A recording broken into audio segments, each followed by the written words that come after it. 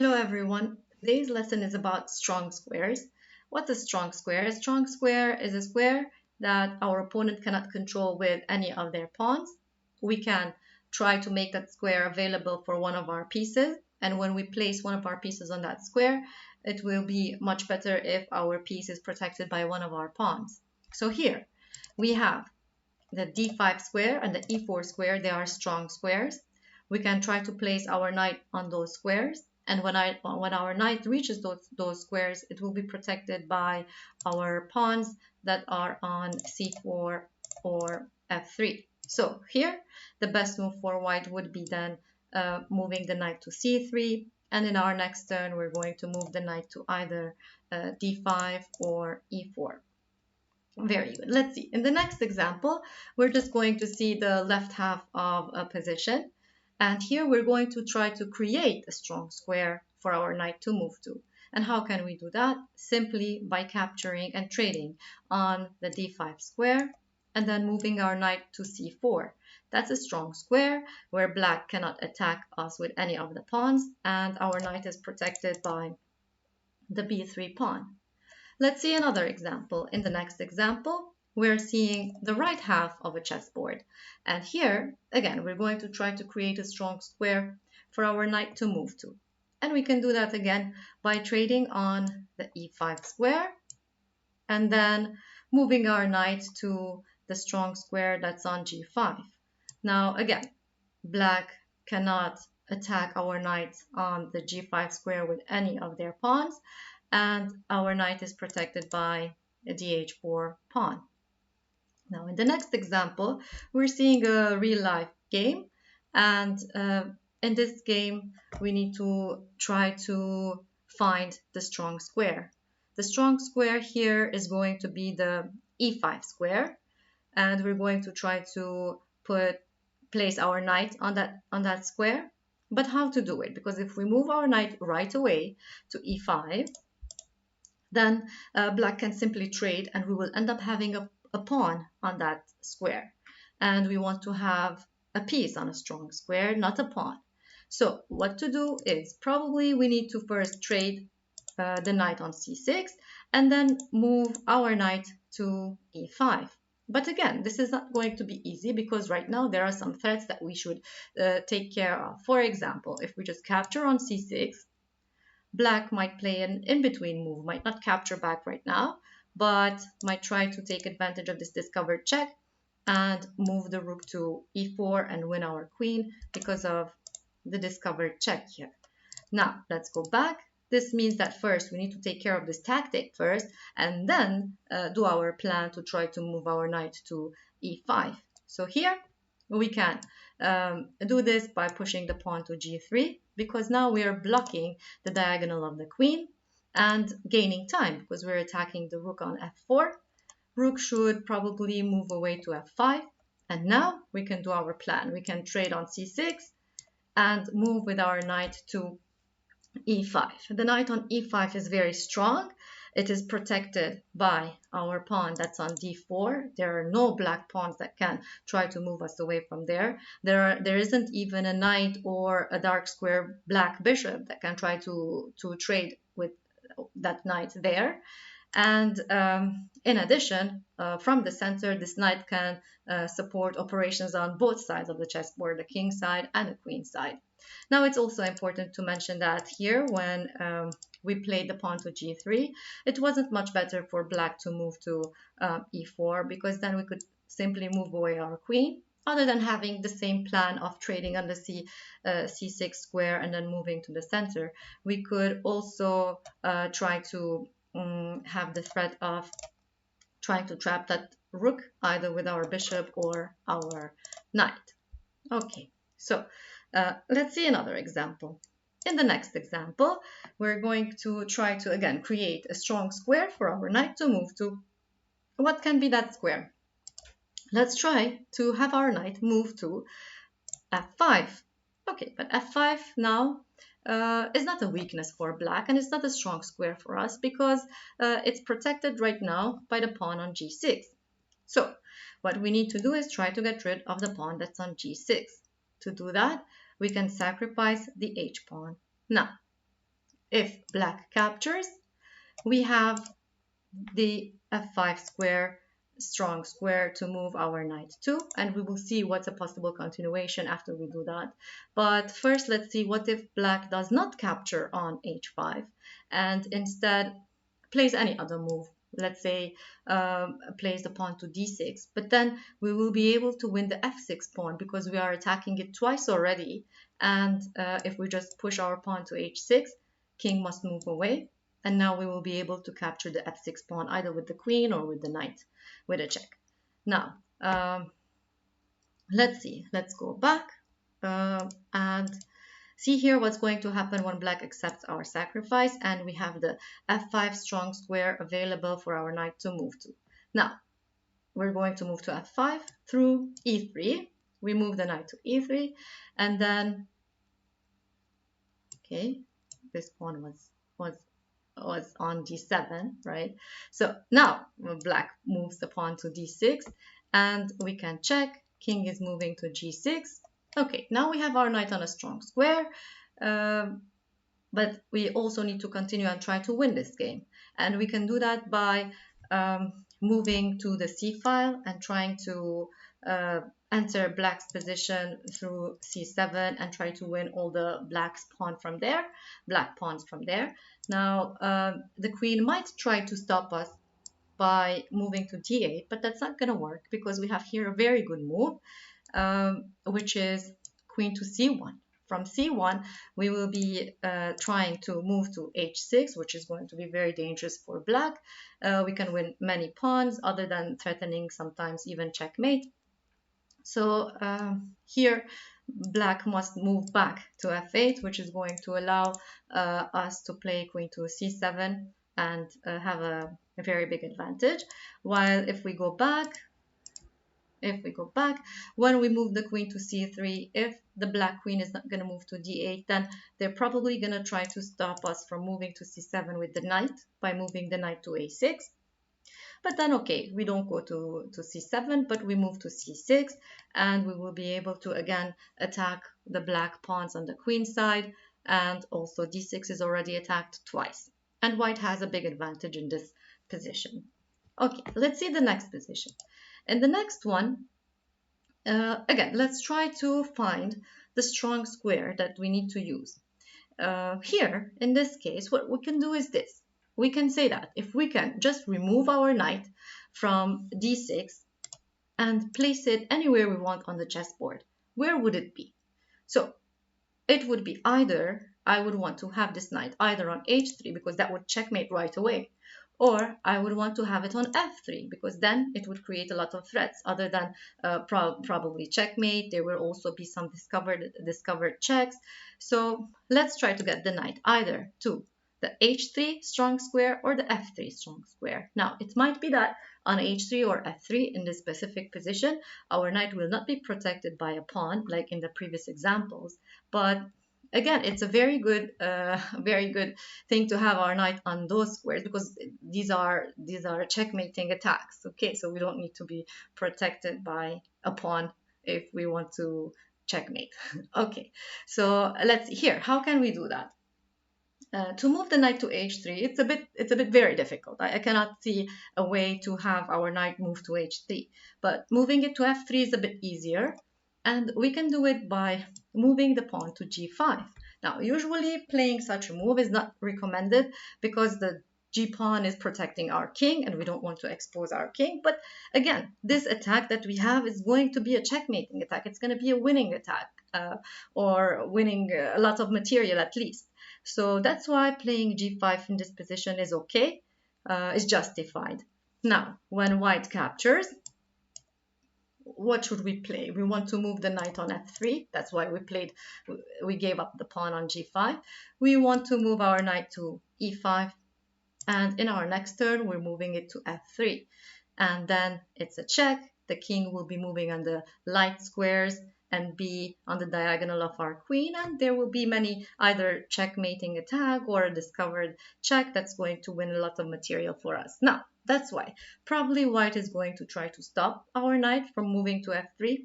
Maybe move the rook to, say, c3.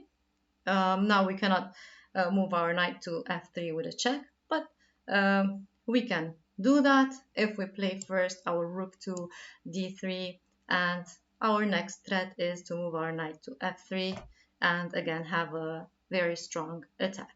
And again, when we pushed our pawn to g5, um, white could have not captured our pawn, but then we want to capture the white pawn and again have a strong attack on the king, capture back with the knight probably, capture with the pawn first and then the knight, again a very strong attack on the king. So this is a very good position for black. Let's see the next position.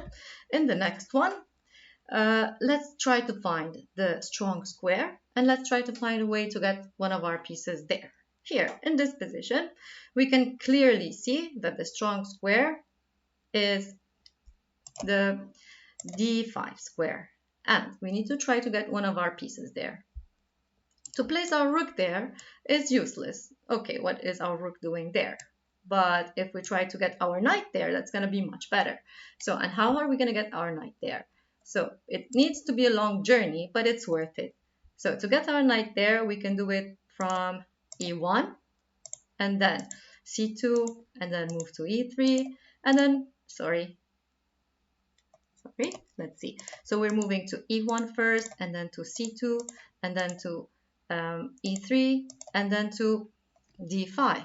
And on d5, again, the knight is going to be on the center, very strong, supporting operations on both sides of the chessboard, and it's going to be the strongest piece on this chessboard. Now, we could have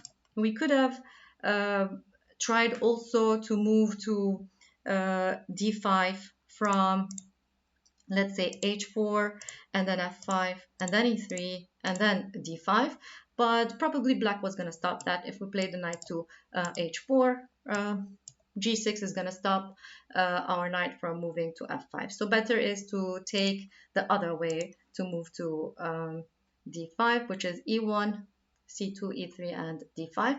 Now, okay, it's a long journey and it's taking a lot of moves, but okay, what does black have in this time? We do have the time to do this maneuvering with our knight. We do have the time in this position. It's not a sharp position where we need to be careful and each move is important. So here it's possible to do this maneuver without worrying. Okay, let's see the next example. In this next example, again, let's try to find the weak square and try to place a piece there. Here, we can again see that the weak square is the one that's on d6. Now, okay, and we need to try to get our knight there. How to do that? We can do that if we push our pawn to c5, and now we have a way for our knight to move to d6. Now, pushing our pawn to c5 is doing something even more, which is supporting the d6 square another time, not just with one pawn. Now we are supporting it twice with two pawns. And also at the same time, we said it's opening a way for our knight to move to d6. Here, a possible continuation is, let's say, if black plays the pawn to a5. So what's the way for our knight to reach there? It's going to be moving the knight to b1 and then a3 and then to c4 and then to d6. Okay, so let's go. Let's move the knight to b1. Say black is going to try to use the bishop for defending. Moves the queen to f8, knight to a3, let's say bishop to d8, knight to c4, bishop c7. We move the knight to d6. Now, before, in the previous positions, we said that it's important that on a strong square, we have a piece. And we don't have a pawn. We don't allow an exchange there and leave a pawn on that square.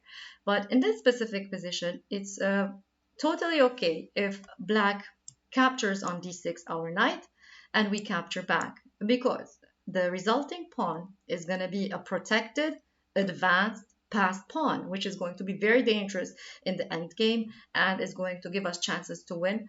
Plus, now we have another weakness that we can work on, which is the e6 backward pawn that we can try to put pressure on and try to work on that. So together with the advanced passed pawn, those are two plans that we can try to use as an advantage for us in this game.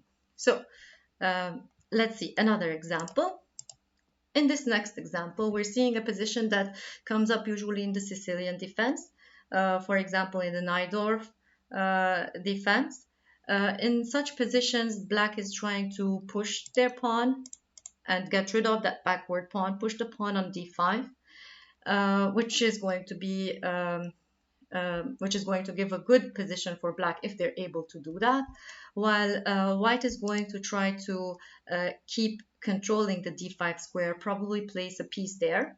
And so here, a way for white to do that, to control the d5 square, use it as a strong square for one of their pieces, is to again try to maneuver the knight there. Because if right now we move our c3 knight to that square, it will be traded and we're just going to have a pawn on that square. We said we don't want to do that. We want to keep a piece on d5. So we can try to maneuver the knight on c1 to that square. And from c1, we can move to a2, from a2, b4, and then we will be able to keep a piece on the d5 square. Now, we could have done the same thing from d3, but then moving our knight to d3, we're blocking the d file, and black will be able to do their plan, which is pushing the pawn to d5. Now, let's go back. Let's see, it might not be so easy. If we play the knight to a2, black might try to stop our knight from moving to b4 by pushing the pawn to a5. But then that's creating another weakness for black and another strong square for us to use, which is going to be the b5 square. Now we have also the b5 square to use. So let's go back. Black is probably not going to push that pawn right now. Let's say maybe black plays knight to c5. But then after knight to b4, we're just moving a piece to d5 and keeping a piece on d5. And anytime black pushes the a pawn, we can also use the b5 square as a strong square for one of our pieces. Probably the bishop that's on e2 can move there. And again, white will have a better position here. Now, let's see another position in the next one. We can see here that, let's flip the chessboard. We have the black pieces.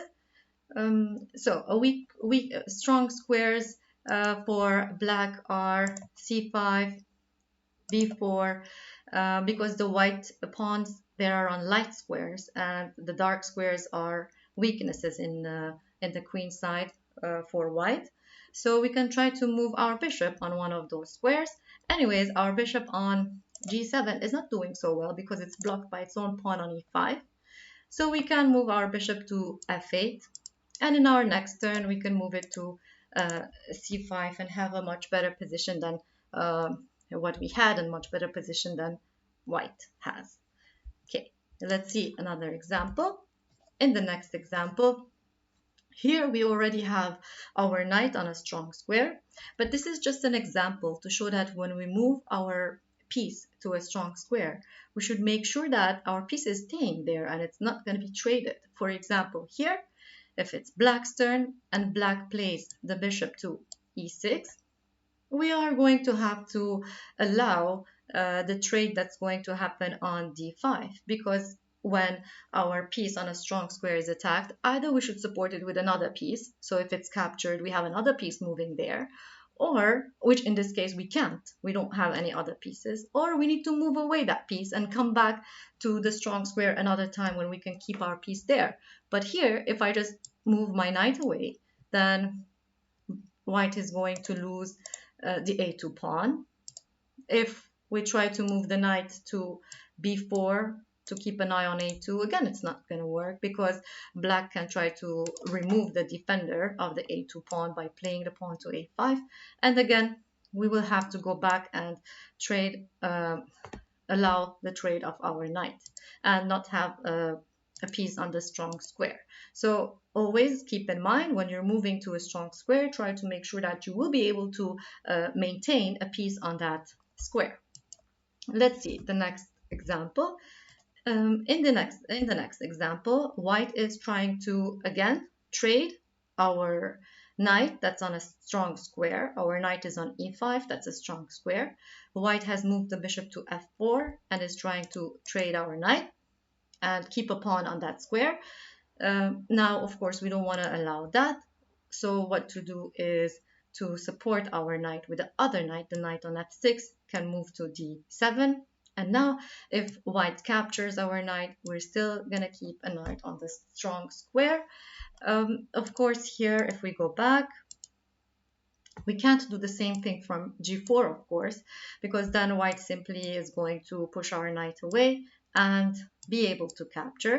Now, this not only we don't have a piece on a strong square, but also now the d5 pawn is a protected passed pawn, and it's going to be some trouble in the end game. Now, let's see the last position for this lesson. And it's in this position where white is trying to, again, move one of their pieces, which is the knight, to the strong square. In this case, the strong square for white is the d5 square. But if white moves the knight directly there, we can simply trade it, other than just capturing is going to win a piece, because white must capture back and we get the bishop. If the bishop captures our bishop, we escape with our knight by capturing with our knight. So if we go back here, white doesn't want to move the knight right away to the strong square, but white is really threatening is to capture on f6 first. And when we capture back, white is going to move then the knight to d5. So what we need to do is to make sure we keep the piece that is going to trade the white knight when it moves to d5. How we can do that is to keep our knight by moving it to g8. Now, white doesn't have any other move with the bishop, any safe move, but to capture our bishop on e7. So we're trading on e7. And now, whenever the knight moves to d5, we will be able to just simply trade it with our knight and have a pawn on that square instead of having that strong knight. Okay, so thank you for today. This was the lesson about the strong squares.